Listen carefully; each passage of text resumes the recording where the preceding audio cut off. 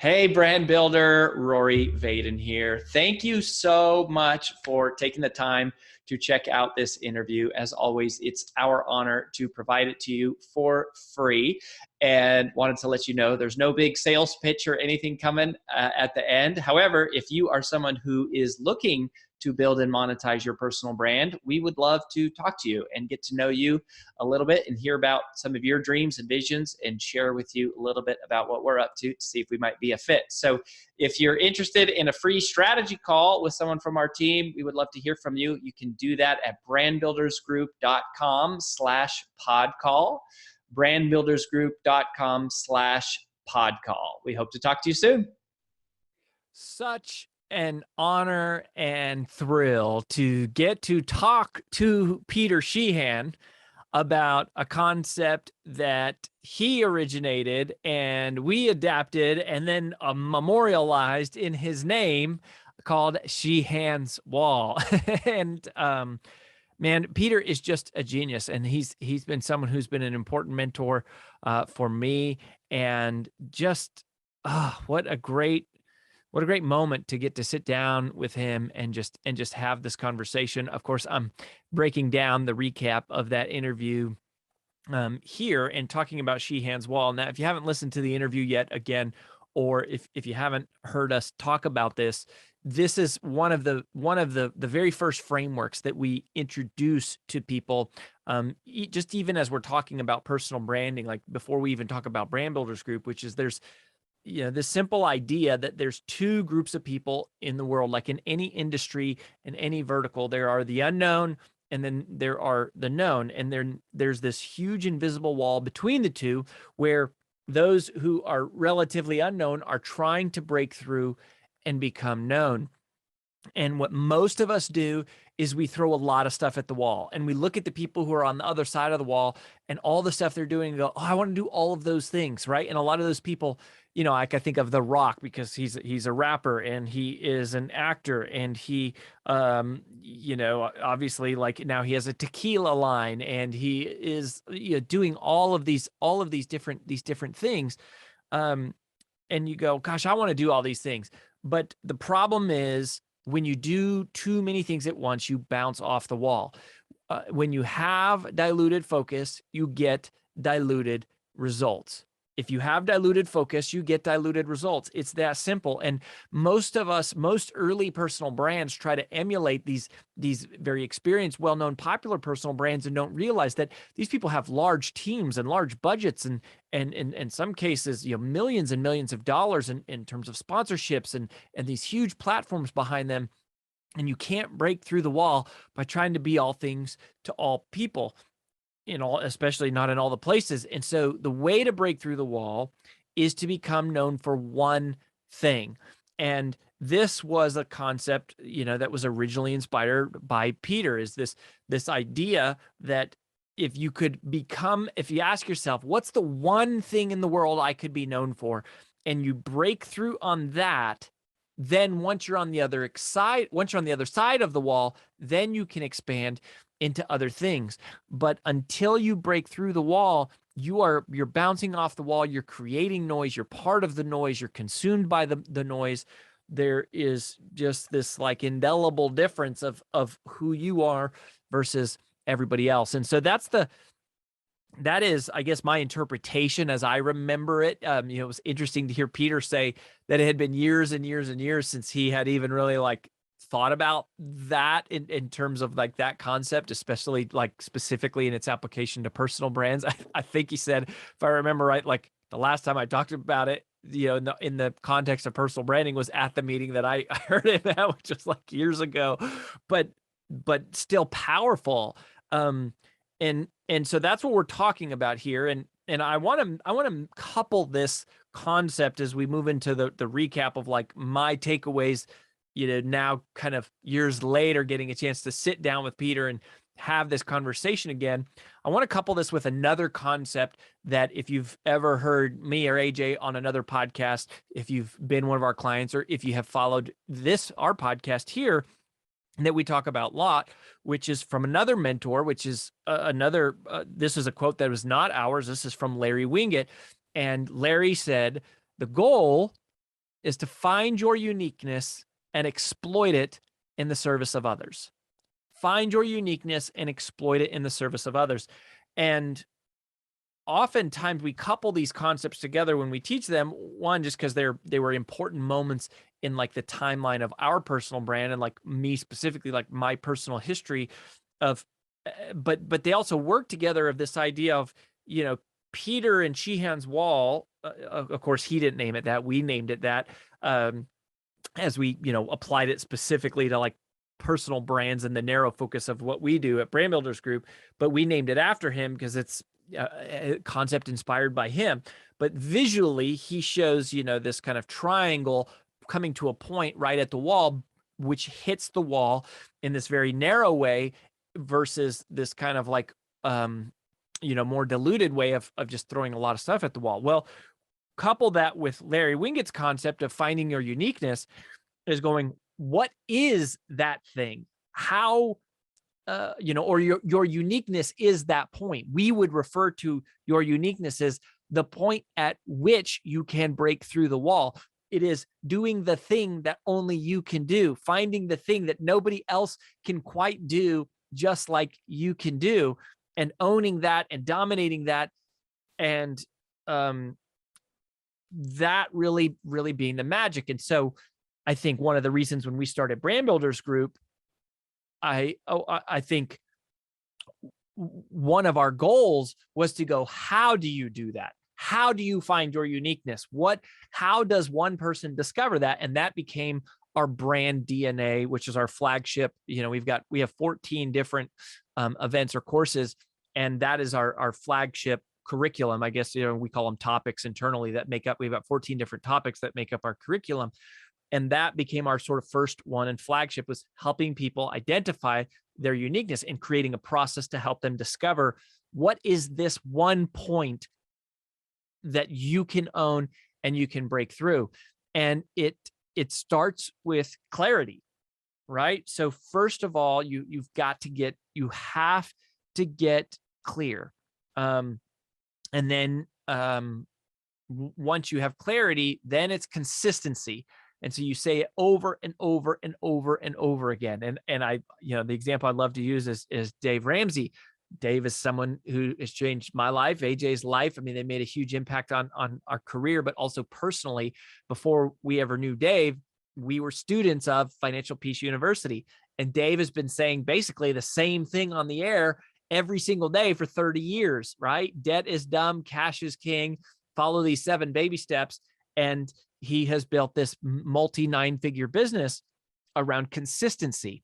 And so if you want to break through the wall, first you need clarity, then you need consistency, then you need velocity. You need to add speed and power, and that is how you break through the wall. But it all starts with clarity, and this is where most people get really stuck.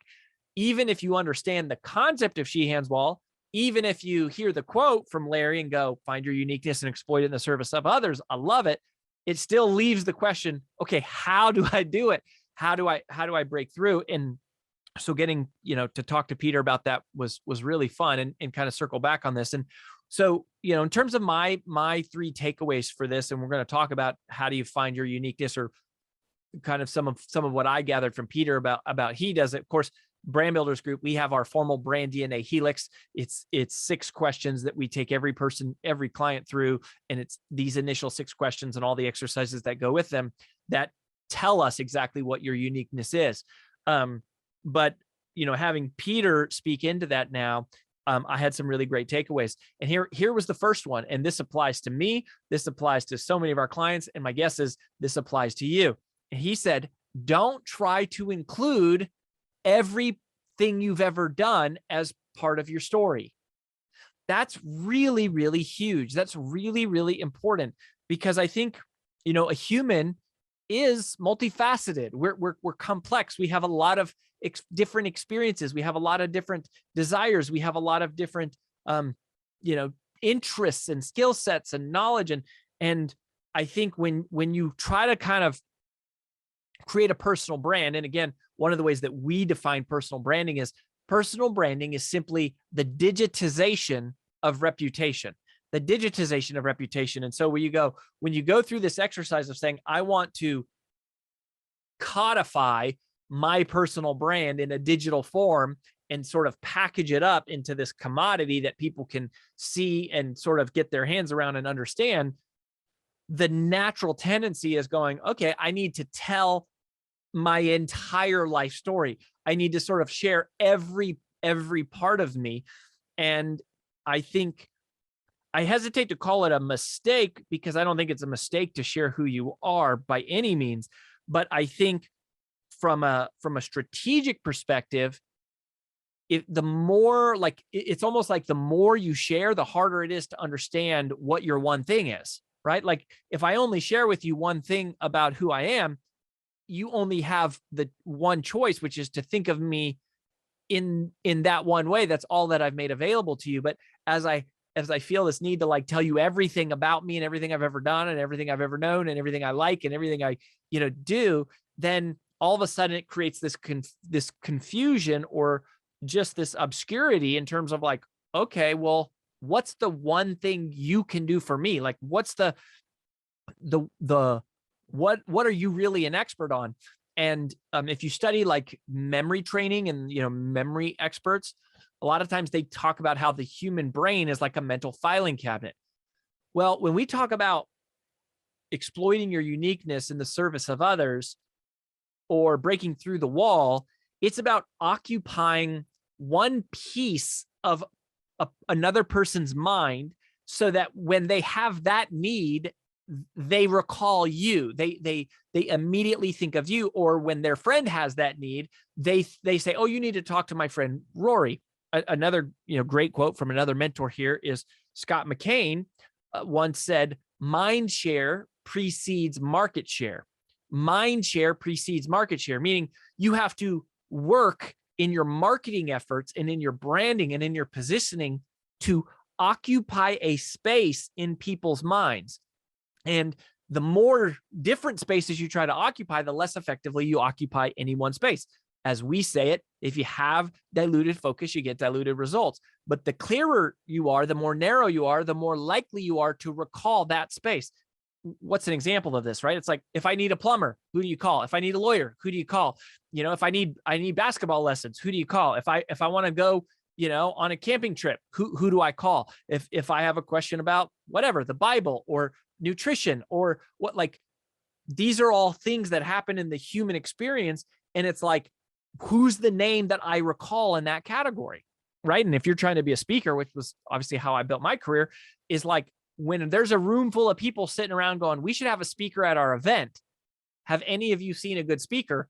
I need them to go, oh, Rory Vaden, right? Like, that is it. Or, these days it's more of like, when there's a group of speakers sitting around talking amongst each other going, how do I get to the next level? We go, ooh, brand builders group, or AJ or Rory or whatever, authors or, professional services or whatever. But anyone going, how do I build my personal brand? Ooh, brand builders group. We're working very deliberately to occupy that space.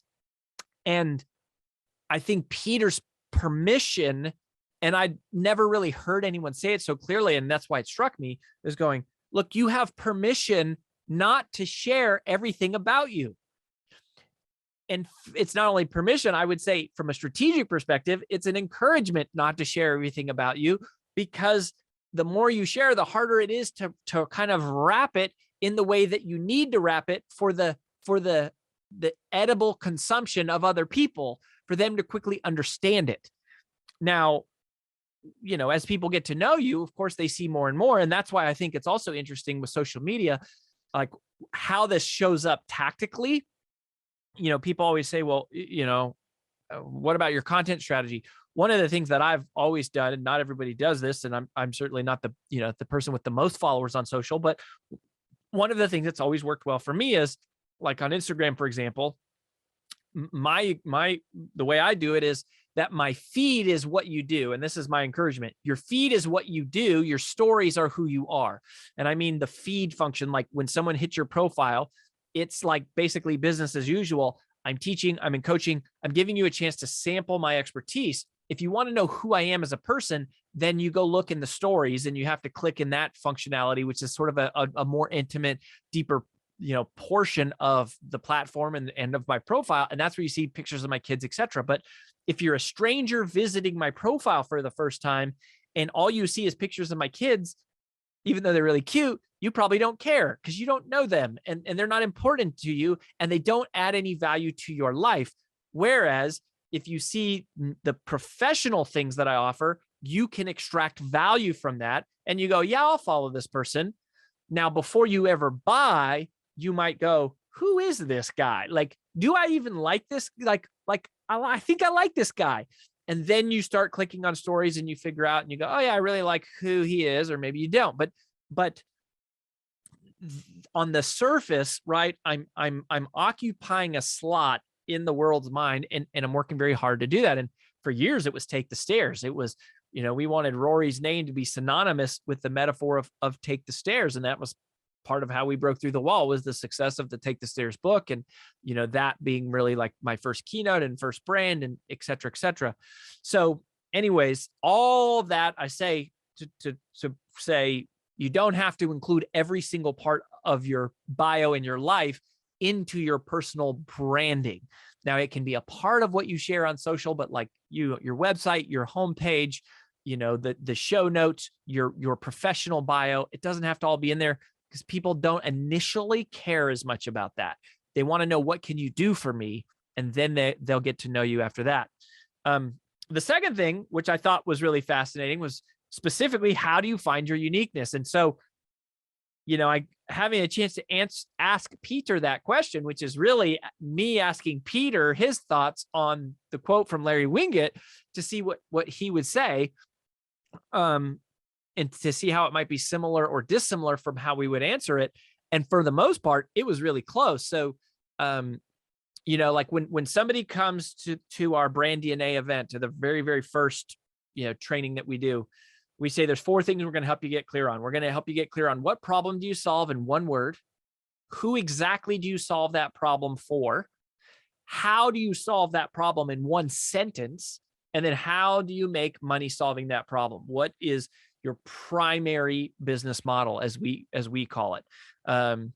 And those are the 4 things we're going to help you get clear on it. And then we take them through, these set of 6 questions to help find their uniqueness. Well, the way that Peter answered that was, well, what is your value? Which to me is kind of close to what problem do you solve for people? Who I want to bring it to, right? So what is my value proposition, or what is the value I have? Who do I want to bring it to? Which is very similar to us. Who do I want to solve that problem for? He said, what is your business model? Which we would phrase as, how do I make money solving it? And then the only part I think where we were, a little bit different was we would add, how do you solve that problem? And he said, what is your modality? Which I think is, kind of related to business model. But I thought that was interesting to hear the way that his brain processed on finding your uniqueness. And so I guess here's the salient point from this part 2. The great irony of personal branding is that your personal brand is not about you. Your personal brand has value in the context of what it does for other people. And that's what people, I think, get really mixed up and confused on, and sometimes insecure about. Like, why would anyone care about me? And like, why should I post pictures of myself? And it's like, well, they don't care about you. They care about what you can do for them. And so your personal brand and your personality matters as you put it in context of what you can do for them. What value do you bring to whom, and how do you serve them? So the sooner you step out of going, how do I present who I am to the world? And the sooner you move out of that and into, what use do I have in the world? How can I be useful for people? How can I be helpful to people? What knowledge do I have that would make other people's lives better? Or what talent do I have that would make other people's lives better? And the sooner you step into that, the sooner you have more confidence and clarity and direction and momentum, and you can just like move forward, building your quote unquote personal brand. It's just extending. And this is where I think it's so connected to your identity, because you're basically extending the value you have, the experiences that you have, the insights, the wisdom that you have developed, and you're making that available to the world. And that is personal branding. It's the digitization of reputation. It's this kind of inside out. It is your knowledge and all the stuff that is internal to you that you've spent a lifetime accumulating. And then it is extrapolating that and presenting it and serving it on a platter to other people and say, this is what I have to offer you. This is how I think I can be helpful to you. Here's what I have learned. Here's the mistakes I've made. Here's the insights that I've gathered. Here's the inspiration I have for you. Here's the entertainment I have to offer you. And in that context, there's this very communal exchange that happens where other people go, I like you. You help me. You add value to my life. Therefore, I follow you, trust you, recommend you, share your stuff, and then eventually do business with you, right? And buy from you. So that is it. And I think sometimes when people hear that phrase uniqueness, they get lost in like, what is unique about me? And that isn't really how we're using the phrase. It's not what is unique about me. It's going, what is my unique take on solutions I have for the world? Or what unique expertise do I have to offer you? Or what unique art or what unique talent do I have to offer you? Not so much what makes me different from everyone else. The part that really matters is what do you have to offer to other people? And when you center in that, that is your uniqueness. It's one of the reasons why we always say you're most powerfully positioned to serve the person you once were, because to that person, your uniqueness is most relevant.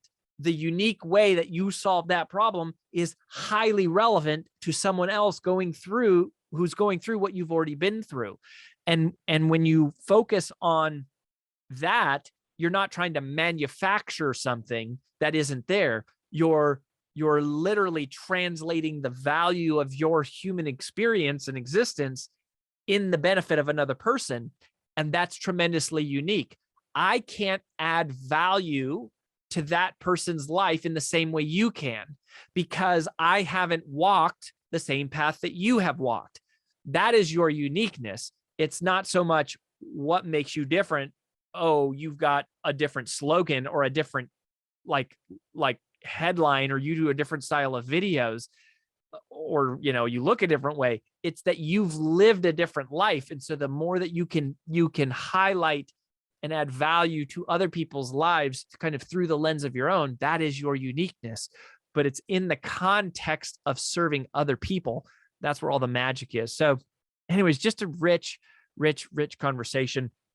And then the last thing for sure, I mean, this was a quote directly from Peter from the interview. And this might be the new quote from Peter Sheahan that really sticks with me, is he said, the clearer you are, the easier decision-making gets. The clearer you are, the easier that decision-making gets.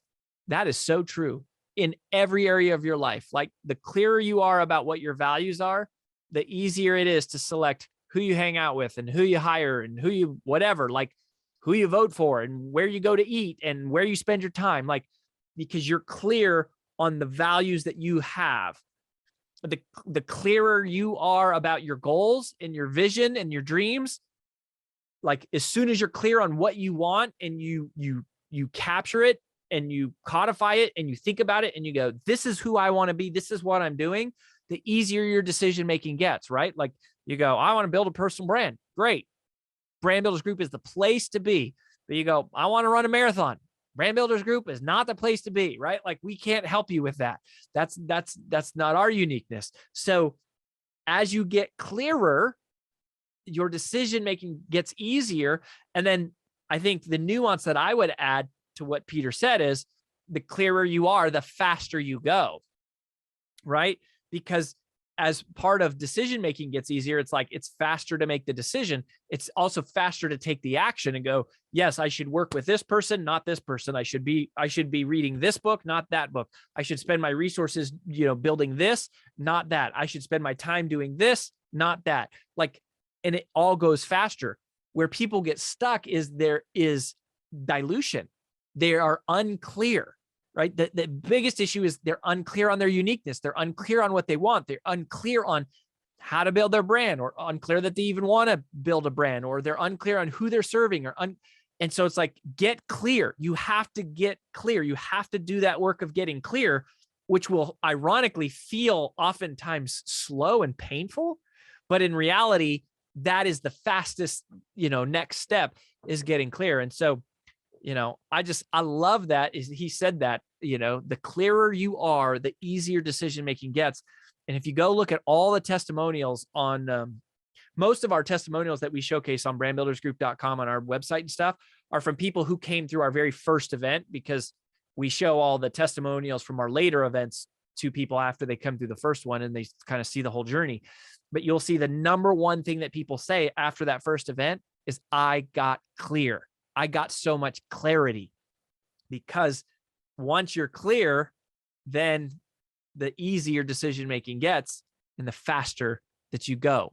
So do whatever it takes, take the time to get clear, and you will move much faster. Put your uniqueness in the context of other people, and keep coming back. Go listen to the episode with Peter if you haven't. Hey, if you wouldn't mind, give Peter some love, like on social. Share this interview with someone who needs to see it. And Peter has made such an impact on our company and our team and my personal career and our clients. And so, just let him know that you appreciate the work that he's done, and keep coming back as always. We'll catch you next time on the Influential Personal Brand Podcast.